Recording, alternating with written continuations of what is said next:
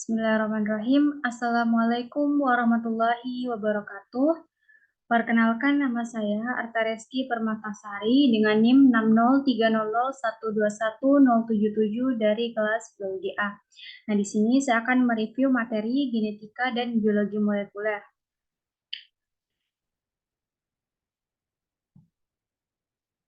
Nah, baik, jadi pokok pembahasan yang saya akan bahas yaitu pertama, ada evolusi dan pengelompokan makhluk hidup. Yang kedua, ada struktur DNA, denaturasi, dan renaturasi. Kemudian ada struktur protein, organisasi genom prokariot dan eukariot, serta dogma sentral. Jadi yang pertama kita masuk pada evolusi dan pengelompokan makhluk hidup. Jadi yang pertama itu kita ketahui dulu apa itu evolusi. Jadi evolusi merupakan perubahan struktur tubuh makhluk hidup yang berlangsung secara bertahap dalam waktu yang sangat lama. Nah, jadi di sini saya akan menjelaskan beberapa evolusi. Jadi evolusi yang pertama itu ada evolusi bakteri. Nah, beberapa spesies bakteri berevolusi agar resisten, dalam hal ini tahan contohnya terhadap antibiotik. Jadi dia mengalami sebuah evolusi. Nah, yang kedua itu ada evolusi kromista. Nah, pada analisis biokimia dan sitologi berdasarkan selnya itu dan molekuler, kelompok organisme tersebut memiliki perbedaan dengan protista dan plantae setelah dilakukan analisis molekuler. Nah, kemudian ada evolusi tumbuhan. Tumbuhan mengalami beberapa evolusi dengan beberapa periode. Yang pertama itu terjadi periode pertama, di mana asal mula tumbuhan itu diduga berasal dari tanaman akuatik, yaitu alga hijau. Nah, kemudian pada periode kedua itu telah ditemukannya tumbuhan vaskuler atau tumbuhan yang berpembuluh, contohnya itu seperti paku-pakuan. Nah, kemudian pada periode ketiga itu ditemukannya tumbuhan dengan kemunculan biji, dan periode keempat itu ditemukannya kemunculan tumbuhan berbunga seperti pada teratai di samping ini. Kemudian ada evolusi hewan. Hewan juga mengalami beberapa evolusi.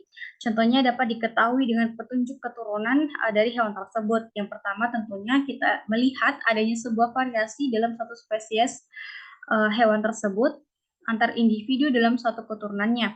Nah, kemudian ada perbandingan anatomi dari hewan tersebut, perbandingan embriologi perbandingan. Nah, selanjutnya ada pengelompokan jasad hidup. Nah, pengelompokan jasad hidup dapat dilakukan berdasarkan beberapa kriteria. Antara lain, jadi yang pertama itu kita bisa lihat berdasarkan jumlah sel. Yang pertama itu ada uniseluler. Uniseluler ini merupakan sel tunggal. Jadi makhluk hidup ini tuh bersel tunggal, contohnya yaitu seperti bakteri. Nah, kemudian ada multiseluler yang merupakan organisme dengan memiliki banyak sel, contohnya yaitu pada tumbuhan maupun hewan. Kemudian yang kedua itu berdasarkan jenis sel. Yang kedua itu ada prokariot dan eukariot. Prokariot ini merupakan makhluk hidup yang tidak memiliki membran inti. Nah, yang kedua itu eukariot merupakan makhluk hidup atau organisme yang telah memiliki membran inti. Yang kedua itu yang ketiga berdasarkan cara mendapatkan makanan, yaitu ada organisme autotrof dan heterotrof. Nah, autotrof ini yang dari kata auto yang berarti sendiri, di mana organisme ini tuh dapat menghasilkan makanannya sendiri atau dapat mensintesis bahan anorganik menjadi bahan organik. Nah, kemudian heterotrof merupakan makhluk hidup yang tidak dapat mensintesis makanannya sendiri, sehingga organisme heterotrof ini memperoleh makanan dari organisme autotrof. Contoh autotrof itu misalnya tumbuhan yang memiliki klorofil. Kemudian ada heterotrof itu contohnya hewan maupun manusia. Nah, yang kedua itu ada struktur DNA, kemudian denaturasi dan renaturasi. Jadi, DNA itu merupakan atau kepanjangan dari deoksiribonukleik acid yang merupakan salah satu makromolekul senyawa kimia dengan peranan yang sangat penting. Jadi, DNA memiliki peranan yang sangat penting karena menyimpan informasi genetik, di mana struktur DNA ini yang ditemukan oleh Watson dan Crick mulai diasumsikan yang paling sederhana berupa dua rantai polinukleotida akan membentuk suatu heliks ganda bagi makhluk hidup. Nah, kita lihat pada gambar di samping ini merupakan bentuk dari dari DNA itu, yaitu double helix. Jadi DNA ini terdiri atas beberapa komponen. Yang pertama itu ada gugus fosfat, gula pentosa, dan basa nitrogen. Selanjutnya ada proses denaturasi dan renaturasi. Nah, jadi proses denaturasi DNA adalah untaian ganda molekul DNA dapat dipisahkan dengan perlakuan suhu maupun senyawa alkali sehingga konformasinya berubah dan dapat atau menjadi hampir acak. Nah, terdenaturasi itu sekitar pada suhu 90 derajat Celcius. Kita lihat pada gambar di samping, ini merupakan DNA yang nantinya ketika mengalami denaturasi yang tadinya double helix menjadi single seperti ini. Nah, kemudian setelah itu terjadi ada namanya proses renaturasi. Nah, renaturasi ini berasal dari kata re yang berarti kembali. Nah, renaturasi merupakan proses pembentukan kembali struktur untaian ganda dari keadaan terdenaturasi. Jadi tadi single dari struktur double helix DNA ini akan kembali terrenaturasi menjadi double helix kembali, yaitu salah satunya dengan memainkan peran suhu di dalamnya. Jadi suhunya itu suhu di bawah denaturasi. Nah, selanjutnya ada struktur protein. Nah, struktur protein ini merupakan, jadi kita ketahui dulu, protein merupakan makromolekul polipeptida yang tersusun dari sejumlah asam amino yang dihubungkan oleh ikatan peptida. Jadi protein ini dihubungkan oleh ikatan peptida. Nah, asam amino ini terdiri atas dua kata, yaitu asam dan amino. Asam ini yaitu asam karboksilat, ini COOH. Kemudian ada asam amino, amina H2N seperti ini, dan R atau gugus samping. Nah, kemudian ada struktur dari protein. Nah, yang pertama itu ada struktur primer. Nah, urutan dari asam amino membentuk protein. Jadi seperti ini struktur primer yang pertama. Kemudian yang kedua itu sekunder. Nah, struktur tiga dimensi. Membentuk tiga dimensi akibat adanya ikatan hidrogen antara gugus amina dan hidrogen dari rantai alkil. Sehingga bentuknya seperti ini. Nah, kemudian ada struktur tersier. Struktur tersier terbentuk dari interaksi struktur sekunder yang satu dengan struktur sekunder yang lainnya. Jadi interaksi antara struktur sekunder ini akan membentuk struktur tersier. Berbagai ikatan seperti ikatan hidrogen dan ikatan sulfida. Nah, kemudian ada ikatan struktur kuaterner yang merupakan hasil interaksi dari beberapa struktur protein tersier. Hasil interaksi dari struktur tersier ini yang ada di atas ini akan membentuk jadi struktur kuaterner. Nah, selanjutnya itu ada organisasi genom pada prokariotik. Nah, telah disebutkan di awal, prokariotik merupakan organisme sel tunggal. Sel ini tuh tidak memiliki sistem membran. Jadi kita lihat di sini informasi genetik atau nukleotidnya itu tidak diselubungi membran sehingga berada di sitoplasma pada prokariot tersebut. Nah, kemudian ada genom. Genom ini merupakan seluruh materi genetik yang ada pada suatu sel. Nah, selanjutnya kita bahas mengenai DNA supercoiling pada prokariot. Nah, jadi apa itu DNA supercoiling? DNA supercoiling adalah gulungan yang terdapat di atas atau bawah dari untaian DNA yang telah terbentuk atau proses pemadatan DNA pada sel prokariot dipadatkan menjadi struktur yang rapi. Jadi supercoiling ini merupakan proses pemadatan dari DNA itu sendiri menjadi struktur yang sangat rapi. Nah, kita lihat pada gambar di sini. Di sini ada protein histone, kemudian loop of domain itu coiling yang rapi seperti ini. Nah, kemudian untuk mencapai keadaan supercoil, sel bakteri ini ternyata akan menghasilkan enzim yang untuk berperan mengatur untuk memutar DNA menjadi supercoil dan melepas supercoil tersebut yang disebut enzim topoisomerase. Nah, selanjutnya ada organisasi genom eukariot. Nah, organisasi genom eukariot ini kita ketahui dulu. Eukariot merupakan kelompok organisme yang memiliki sel dengan kompartemen yang dikelilingi oleh membran termasuk nukleus. Jadi ada membran inti sel yang melapisi di sini. Nah, kemudian materi genetik pada inti eukariot berupa nukleoprotein yang terdiri dari DNA, RNA, protein, histon, dan non-histon. Nah, Pengemasan DNA eukariot, pengemasan DNA ini terjadi di dalam kromosom. Jadi proses pengemasan DNA eukariot ini terjadi pada kromosom. Kenapa perlu dilakukan pengemasan? Kita tahu contohnya seperti manusia itu memiliki panjang kromosom sebanyak 2 meter, sehingga perlu adanya pengemasan dari DNA tersebut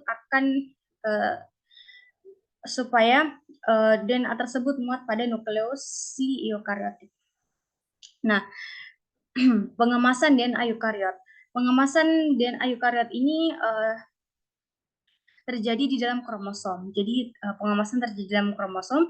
DNA utama pada sel eukariot dikemas dengan sistem yang sangat efisien dan kompleks menggunakan protein. Jadi di sini pengemasan DNA itu ternyata menggunakan protein. Protein apa saja? Jadi proteinnya itu terdapat 5, yang di sini ada protein H1, H2A, H2B, H3, dan H4. Jadi yang pertama itu prosesnya secara singkat seperti ini. DNA double helix ini akan berinteraksi dengan protein histone seperti gambar ini, kemudian dia akan membentuk nukleosom. Nukleosom ini akan terjadi sebuah proses kondensasi, pemadatan sehingga membentuk kromatin. Nah, seperti gambar ini, dia akan membentuk kromatin. Setelah itu dia akan membentuk kromosom. Nah, terjadi pengemasan DNA dalam bentuk kromosom yang tadinya panjang sebanyak 2 meter sehingga dikemas rapi seperti ini dalam kromosom. Nah, selanjutnya akan saya bahas mengenai analisis dan evaluasi dogma sentral genetik. Jadi dogma sentral genetik ini sangat familiar dalam biologi, di mana merupakan proses pembentukan protein. Jadi dogma sentral merupakan suatu dogma yang menjelaskan proses perubahan gen dari DNA menjadi RNA dan RNA menjadi sebuah protein. Secara singkat seperti ini, DNA itu nanti akan ditranskripsi, akan terjadi proses transkripsi sehingga menghasilkan messenger RNA. Setelah dihasilkan messenger RNA, kemudian terjadilah proses translasi. Pada proses translasi ini, setelah proses translasi akan menghasilkan sebuah protein. Itu merupakan secara singkat dari proses dogma sentral. Selanjutnya, kita bahas satu persatu mengenai transkripsi dan translasi. Jadi yang pertama kita bahas mengenai transkripsi. Jadi transkripsi adalah bagian dari ekspresi gen yang meliputi proses penyalinan informasi genetik dalam DNA untuk ditranskrip menjadi messenger RNA dengan bantuan enzim RNA polimerase.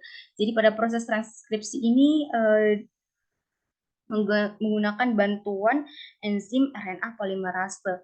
Nah, transkripsi ini terjadi di nukleus, karena di nukleus ini kita ketahui bahwa ada DNA di dalamnya. Dan yang kedua itu proses transkripsi ini terjadi as 3 fase atau 3 tahap. Yang pertama itu ada inisiasi atau proses pengenalan, kemudian ada elongasi atau proses pemanjangan, dan terminasi atau proses akhir pemberhentian dari transkripsi. Selanjutnya kita lihat bagaimana prosesnya. Jadi yang pertama itu di sini proses inisiasi. Nah, proses inisiasi itu kita ketahui bahwa proses pengenalan. Nah, jadi RNA polimerase ini nantinya akan melekat pada promotor sehingga menjadikan titik awal atau tanda awal bahwa proses transkripsi ini akan dimulai. Nah, di sini nantinya RNA polimerase akan membuka untaian heliks ini dari arah 5 ke 3 seperti ini. Nah, ini. Nah, kemudian ada namanya proses elongasi atau proses pemanjangan. Nah, setelah kan DNA terbuka karena RNA polimerase ini disebabkan oleh RNA polimerase, kemudian akan menerjemahkan DNA menjadi RNA sehingga terciptalah untaian cetak DNA di bawah ini. Nah, kemudian setelah terjadi elongasi penerjemahan tersebut, terjadi pemberhentian atau terminasi atau akhir dari proses transkripsi, sehingga di sini proses ini berhenti atau messenger RNA itu telah dihasilkan di sini. Nah, kemudian messenger RNA ini kemudian akan keluar dari nukleus menuju ke ribosom untuk melanjutkan proses selanjutnya, yaitu proses translasi. Nah, jadi proses translasi merupakan proses penerjemahan nukleotida pada messenger RNA untuk menghasilkan protein. Jadi mRNA tadi yang dihasilkan oleh proses transkripsi akan diterjemahkan untuk menghasilkan sebuah protein. Jadi setiap kodon akan berpasangan dengan antikodon nantinya pada proses translasi dalam tRNA, di mana translasi ini terjadi pada ribosom. Nah, gambar di samping ini terjadi pada ribosom. Nah, proses translasi berlangsung melalui 3 tahap, sama seperti proses transkripsi melalui 3 tahap, tetapi hampir sama tahapnya. Yang pertama itu ada inisiasi atau pengenalan, kemudian ada elongasi atau pemanjangan, dan kemudian ada terminasi atau titik berhenti proses translasi. Lanjut. Nah, proses inisiasi translasi. Nah, di sini adalah proses pengenalan. Nah, messenger RNA yang terbentuk dari proses transkripsi itu di mana di sini nantinya ribosom unit kecil ini akan menempel pada messenger RNA. Nah, kemudian setelah itu datanglah inisiator tRNA untuk berpasangan. tRNA ini mengandung merupakan antikodon dan di ini adalah kodonnya, sehingga di sini kita lihat AUG messenger RNA-nya dan UAC yang dibawa oleh tRNA atau antikodonnya, sehingga membentuk MET. Membentuk MET. Nah, kemudian setelah terjadi inisiasi seperti ini, kemudian subribosom unit besar ini akan masuk. Kemudian akan segera dimulai proses elongasi. Nah, di sisi ribosom subunit besar ini memiliki beberapa sisi. Yang pertama ada sisi A, sisi P, dan sisi E atau exit site. Nah, lanjut. Ini adalah proses translasi. Nah, pada proses translasi ini, pertama itu tRNA yang memiliki antikodon akan masuk pada situs di sini, kemudian berpasangan dengan kodon messenger RNA, kemudian akan membentuk ini polipeptida atau asam amino seperti metionin, lisin, glisin, dan lain sebagainya.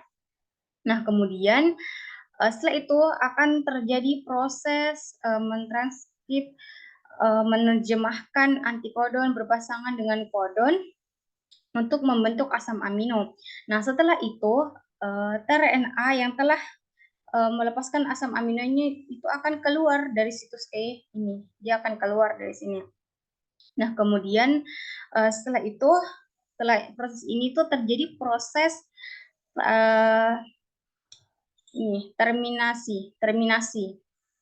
Nah, jadi pada proses terminasi itu di mana rilis faktor itu akan mengenali stop kodon, contohnya UAG, UAA, UGA. Nah, nanti kan antikodon ini yang berpasangan dengan kodon, jadi ketika bertemu dengan UAA, UAG, dan UGA, ini akan menandakan bahwasannya ini merupakan proses terminasi atau proses bagian akhir dari proses translasi, sehingga nantinya asam amino ini akan rilis. Nah, kemudian ribosom subunit besar dan subunit kecil ini akan terpisah seperti itu. Nah, kemudian setelah itu terbentuklah asam amino yang di rantai-rantai asam amino ini yang akan membentuk sebuah protein. Nah, jadi itulah merupakan proses bagaimana pembentukan sebuah protein dari dogma sentral itu sendiri. Jadi baik, sekian penjelasan yang saya berikan. Kurang lebihnya mohon dimaafkan. Saya Rizky Permatasari mengucapkan wabillahi taufiq wal hidayah. Wassalamualaikum warahmatullahi wabarakatuh.